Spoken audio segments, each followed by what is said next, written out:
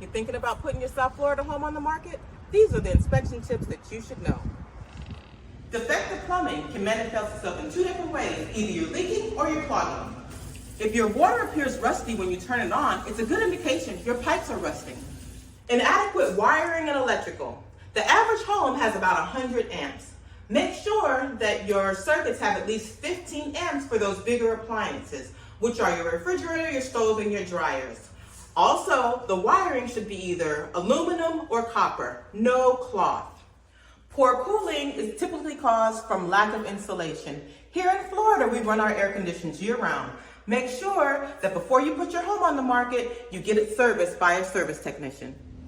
Rotting wood is typically caused from leaks and termites. Mitigate the leak or treat for termites, and then have the wood replaced. Adequate security features. It's more than just purchasing an alarm. Inspectors look for basic security measures, such as locks on windows and patio doors. And impact windows are an absolute plus. Roof problems. Typically, roof problems are caused from old roofs or missing shingles. If the shingles are missing and there are no leaks, simply have a roofer go up and replace them. Although the prices may vary, the items on these inspection tips will increase the overall value of your home. Contact your local expert, like Kim Cox with the Steel Real Estate Group.